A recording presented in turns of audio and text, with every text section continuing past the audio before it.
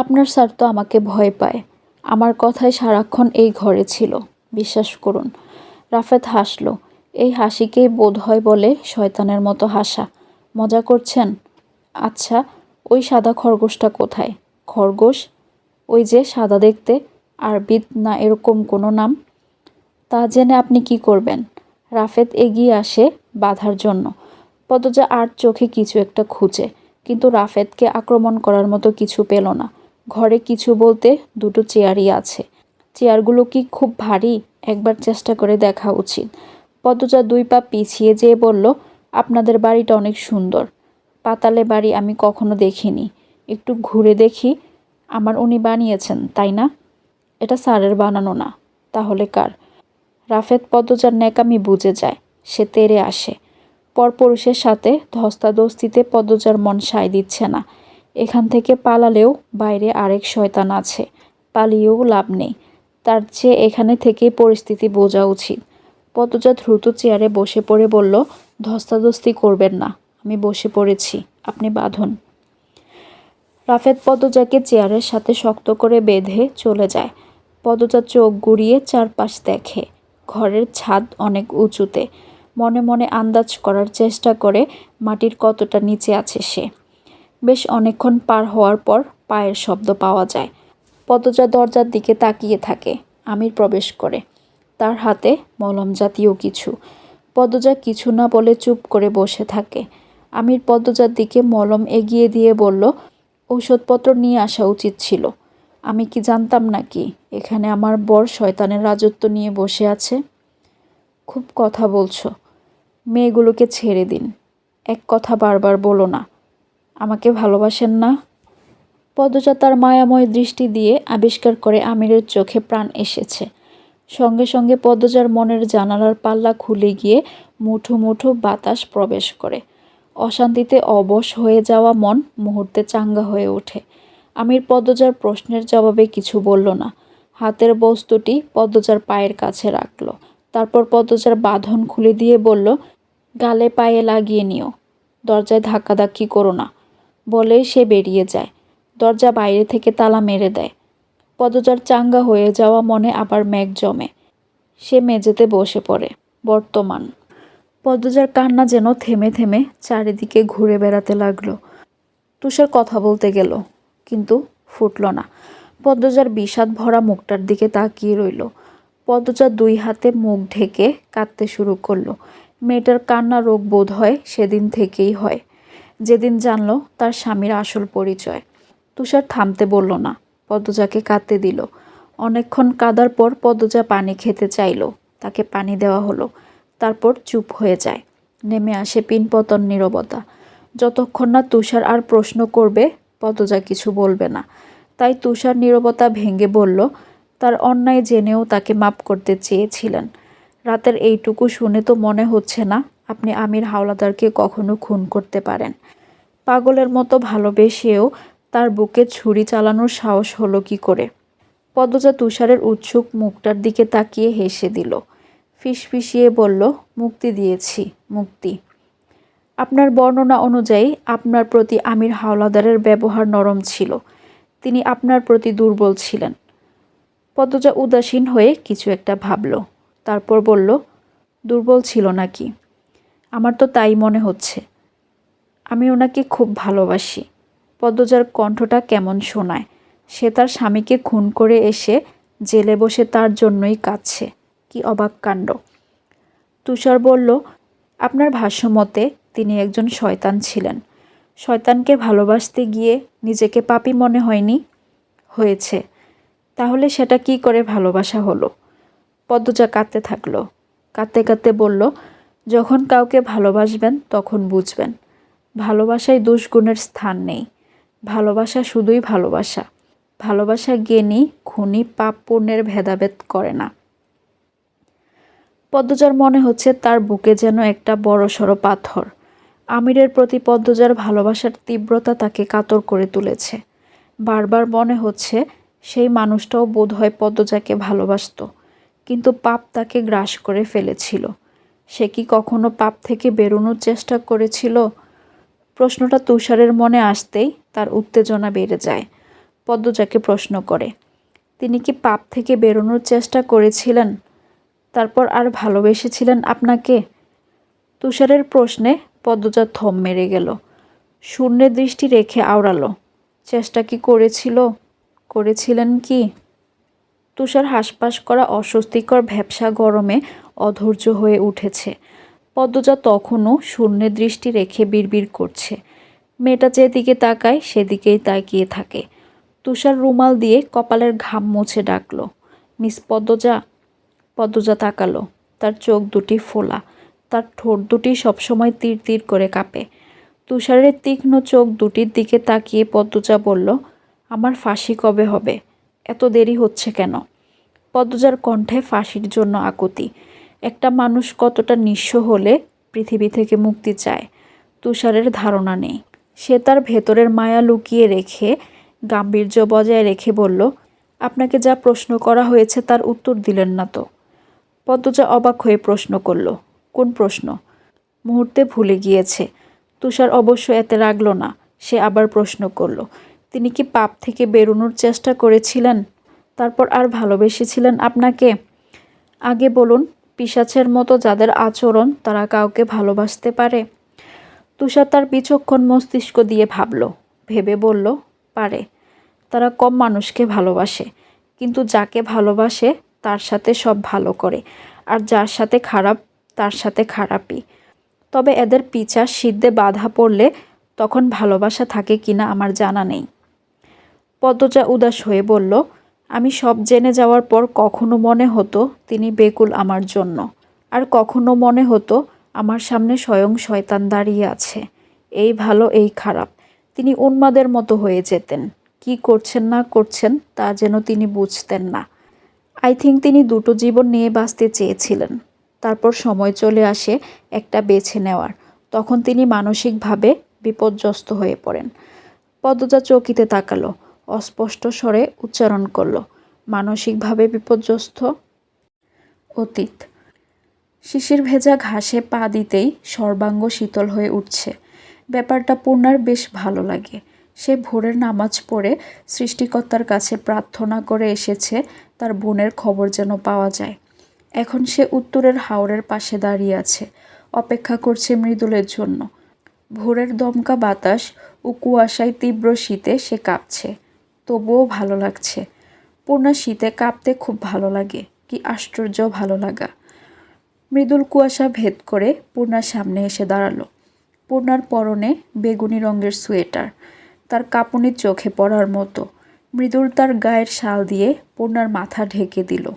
বলল, এই ঠান্ডার মধ্যে টুপি ছাড়া ঘর থেকে বাইর হইছ কেন? আর জুতা খুঁজছ কেন? পর শব্দটি ধমকের মতো উচ্চারণ করল। পূর্ণা দ্রুত জুতা পরে নিল। বলল, শাল দিয়ে দিলেন যে, আপনার ঠান্ডা লাগবে না? আমারে দেখা লাগে আমার ঠান্ডা লাগতাছে। গেঞ্জি পরছি, তার উপর শার্ট, তার উপর সোয়েটার, এই যে গলায় মাফলার, মাথায় টুপি, হাত পায়েও মোজা আছে, এরপরেও আমার ঠান্ডা লাগবো? পূর্ণা হেসে বলল, না। তার পরপরই বলল, আজ দুপুরে না আবার যাবেন বলেছিলেন? যাব তো। লিখন ভাইরে নিয়ে যাব। পদ্মজা ভাবি আমির ভাইয়ের সাথে যখন আছে ভালোই আছে, তবুও খোঁজ নিব আমি, এত চিন্তা কইরো না। পূর্ণা অন্যমনস্ক হয়ে বলল, আচ্ছা। খাইয়া আইসো? মৃদুলের ফর্সা গাল, সহজ সরল দুটি চোখ, জোড়া ব্রু আর গোলাপি ঠোঁটগুলো এক নজর দেখে পূর্ণা বলল, আপনি খেয়েছেন? আর খাওয়া কেন, খাননি? জাকির রে চিনো না? জাকিরের বাড়ি তুটছি। ওর আম্মা গেছে বাপের বাড়ি, ওর আব্বা আর আমি একসাথে আসিলাম রাত বকে। জাকিরের দাদি কোথায়? বুড়ির অসুখ। আচ্ছা বাদ দাও। বাদ দেব কেন? ফুপা কয়টা কথা বলেছে বলে এভাবে বাড়ি ছেড়ে দিবেন? নিজেরই তো ফুপা। আত্মসম্মান বলে তো একটা কথা আছে। পদ্মজা ভাবির খোঁজটা তোমারে দেওয়ানের লাইগাই আসি, নইলে রাইতেই যাইতাম গা। আমার এত বড় বাড়ি রাইখা আমি এইখানে কথা শুনে পইরা থাকুম কেন? পূর্ণার রুদ্ধশ্বাস কণ্ঠে জানতে চাইল, তাহলে আজ চলে যাবেন? মৃদুল পূর্ণার মনের অবস্থা বুঝতে পেরে আর চোখে পূর্ণার দিকে তাকালো। পূর্ণার চোখ বড় বড় করে উত্তরের আশায় তাকিয়ে আছে। মৃদুল মুচকি হাসল। মৃদুলের হাসি দেখে পূর্ণা উসখুস করে বলল, হাসার কি বললাম? তুমিও চলো। কোথায়? আমার বাড়িতে। দূর, এ হয় নাকি? মৃদুল কপালে ভাঁজ সৃষ্টি করে চিন্তিত ভঙ্গিতে বলল, সব পুরুষরা তো বিয়ে করে বউ নিয়ে নিজের বাড়িতেই যায়, তাহলে আমার বেলা এ হয় না কেন? মৃদুলের কথায় পূর্ণা বাকরুদ্ধ। মৃদুল তাকে বিয়ের কথা বলছে। পূর্ণার শ্যামবর্ণের মায়াবী মুখটায় লজ্জারা জমে বসে। ঠোঁটে একটা মৃদু হাসি ফুটে ওঠে। সে উল্টো দিকে হাঁটা শুরু করলো। মৃদুল বলল, চলে যাইতাছো কেন? আপনি আমাকে লজ্জা দিচ্ছেন। আরে যাইও না। যাচ্ছি। কথা হুনো। পূর্ণা থামে না। তাই মৃদুল দৌড়ে আসে পূর্ণার পাশে। হাঁপাতে হাঁপাতে বলল, এত শরম পাও কেন? পূর্ণা লজ্জা শরম আর নিতে পারছে না।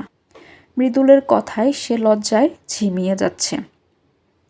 তাই প্রসঙ্গ পাল্টাতে বলল, আমাদের বাড়িতে চলুন, খেয়ে যাবেন। খাওন যায়। বাসন্তী খালার রান্না কিন্তু এক্কেরে খাঁটি। আপনি তো বড় আমার সব রান্না খেয়ে দেখেননি, খেলে বুঝতেন কত মজা। তাহলে তো ওই বাড়িতে জামাই হতেই হবে। পূর্ণা হেসে দিল। বেশি লজ্জা পেলে মানুষ হাসি আটকে রাখতে পারে না। পূর্ণার বেলাও তাই হলো। তারা দুজন গল্প করতে করতে মোড়ল বাড়িতে আসে। পথে ঘাটে অনেকের সাথে দেখা হয়। সবাই জহুরি চোখে তাদের দেখে। তাতে অবশ্য মৃদুল পূর্ণার যায় আসে না। দুজন একই রকম। তারা সমাজকে উপেক্ষা করে নিজেদের আনন্দ নিজেরা বুঝে নিয়েছে। কিন্তু সমাজকে উপেক্ষা করতে চাইলেও কি উপেক্ষা করা যায়? এই সমাজ নিয়েই বাঁচতে হয়। দুপুরে মৃদুল লিখনের খুঁজে গেওয়াপাড়ার বড় ধান খেতে আসলো। ধান ক্ষেতের মাঝে শুটিং চলছে। একটা সুন্দর গ্রাম্য গানের তালে লিখন নাচছে। মাথায় গামছা বাঁধা, পরনে লুঙ্গি, শার্ট। সব বেশভূষাতেই তাকে সুন্দর লাগে, আকর্ষণীয়। দূরের পথের বট গাছের আড়ালে কয়েকটা মেয়ে দাঁড়িয়ে আছে। তারা তাদের স্বপ্নের পুরুষকে দেখছে, যার সামনে দাঁড়ানোর সাহস এবং ক্ষমতা কোনোটাই তাদের নেই। লিখনের সাক্ষাৎ তাদের ঘুম কেড়ে নেয়। মৃদুল দাঁড়িয়ে থেকে শুটিং দেখে। লিখনের খেয়ালে মৃদুল পড়তেই সে হাত নাড়ায়। মৃদুলও হাত নাড়ায়। শুটিং শেষ হতেই লিখন আসে। মাথা থেকে গামছা সরাতেই জাকরা চুলগুলো সূর্যের আলোয় ঝলমল করে ওঠে। সে মৃদুলের সাথে করমর্দন করে বলল, দুঃখিত, তোমাকে অপেক্ষা করতে হলো। আমার ভালোই লাগতেছিল। একজন দুটো চেয়ার নিয়ে আসে। লিখন বলল, বসো। দুজন বসলো। মৃদুল বলল, ও বাড়িতে যাচ্ছি, তুমি যাবা তো? যাব। তবে আমি বাড়ির চেয়ে দূরে দাঁড়াবো। বাড়ির ভেতর বা কাছে যাব না। এটা ভালো দেখাবে না। খারাপ দেখাইব কেন? আর বলো না, একজন মজার ছলে আজ আমাকে বলেছে আমাকে হাওলাদার বাড়িতে দেখা যায় সব সময়। কার জন্য যাই? পদ্মজার জন্য নাকি? আমাদের আগে কোনো সম্পর্ক ছিল নাকি? এমন অদ্ভুত কথা। কিন্তু গিয়েছি মাত্র 2 দিন। একজনের মুখ থেকে আরেকজনের মুখে এভাবে ছড়িয়ে গেলে পদ্মজার জন্য খুব খারাপ হবে, সম্মানহানি হবে। মানুষ মিথ্যা কইলেই হইব? তোমাকে আমি আগেও বলেছি, পদ্মজা একবার অসম্মানিত হয়েছে। এজন্য আমার খুব ভয় করে। আমার এই একটাই ভয়, মিথ্যে হোক অথবা সত্য, পদ্মজা দুর্নামি হোক, সেটা চাই না। তাইলে যাওনের কি দরকার? লিখন হাসল। হেসে বলল, রাগ করো না মৃদুল। 6 বছর আগ থেকেই আমার নামের সাথে পদ্মজার নাম জড়িয়ে একটু কানাঘুষা আছে। এখন যদি বারবার ওই বাড়িতে যাই, মানুষ অনেক কথা বানাবে। বুঝছি ভাই, রাগ করি নাই। তাহলে চলো, আমি কাপড় পাল্টে নেই। দুজন চলে আসে হাওলাদার বাড়িতে। লিখন হাওলাদার বাড়ির চেয়ে দূরে একটা মাঠে অপেক্ষা করে। দারোয়ান মৃদুলকে ঢুকতে দিল। মৃদুল দারোয়ানের পেটে থাপ্পড় দিয়ে বলল, শালার পেটলা, এখন ঢুকতে দিলি কেন? বড় চাচাই কইছে। মৃদুল আলো ঘরের বারান্দায় দেখল মজিদকে। সে দারোয়ানের মাথায় একটা টোকা দিয়ে আলোক ঘরে চলে যায়। মজিদ হাওলাদার চেয়ারে বসে বই পড়ছে। এই মানুষটা মৃদুলের খুব পছন্দের। এমন সৎ উদার মানুষ সে দুটো দেখেনি। দেখলেই ভক্তি চলে আসে। অলন্দপুরের মানুষ সুখী এই মানুষটার জন্যেই। সবসময় বাইরে থাকেন, হুটহাট বাড়িতে পাওয়া যায়। মৃদুল মজিদের সামনে এসে দাঁড়ালো, সালাম দিল। আসসালামু আলাইকুম মামা। মজিদ হাওলাদার বই থেকে চোখ তুলে উত্তর দিলেন, ওয়ালাইকুম আসসালাম। মৃদুল নাকি? জি মামা। তুমি বাড়ি ছেড়ে কোথায় গিয়েছ? রাতে দেখলাম না। মৃদুল মাথা নত করে বলল, আলম ভাইয়ের বাড়িতে, জাকিরের আব্বা। তুমি আমার বাড়ি রেখে অন্যের বাড়িতে গিয়ে থাকছো, এটা ঠিক না মৃদুল। আমি অসন্তুষ্ট হয়েছি। কেউ অপমান করলে কি আর থাকা যায়? শুনেছি আমি, এটা খলিলের বাড়ি নাকি আমার বাড়ি, তুমি এখানেই থাকবে। আইস চইলা যামো বাড়ি। এ তো তোমার রাগের কথা, রাগের সিদ্ধান্ত। আর কয়টা দিন থেকে যাও। ফুপার কথা রাখো, তোমার আব্বা জানলে কি বলবে?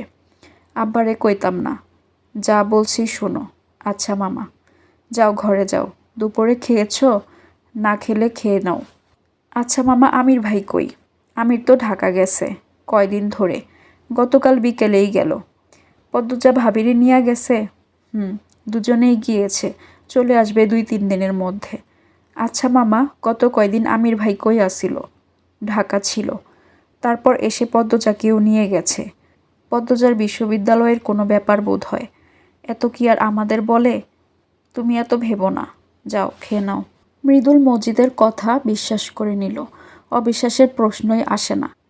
মৃদুল ভাবল, তাহলে দাঁড়ালো যে আমির ভাই এতদিন ঢাকা ছিল, তাই পদ্মজা ভাবিকে নিরাপত্তা দেওয়া হয়েছে, এজন্য কাউকে ঢুকতে দেওয়া হয়নি। আমির ভাই পদ্মজা ভাবির জন্য কেমন পাগল সবাই জানে, তাই এই পাগলামি মানা যায়। তারপর কোনো জরুরি কাজে পদ্মজা ভাবিকেও নিয়ে যাওয়া হয়। মজিদ মামার কথা মতো সেই জরুরি কাজ পদ্মজা ভাবির বিশ্ববিদ্যালয়ের কোনো ব্যাপার হতে পারে, পরীক্ষা বা অন্য কিছু। মৃদুল মনে মনে খুশি হয়। সে মজিদকে বলল, মামা আমি আইতাছি। তারপর বেরিয়ে আসলো। লিখনকে সব বলল, তার ভাবনাও জানালো। লিখন মেনে নিল। মৃদুল চলে যেতেই মজিদ হাওলাদার হাঁপ ছেড়ে বাঁচলেন। আমিনার কাছ থেকে তিনি শুনেছেন মৃদুল লিখন এসেছিল, আর কি কথা হয়েছিল তাও জেনেছেন, তাই গুছিয়ে ব্যাপারটা সামলাতে পেরেছেন।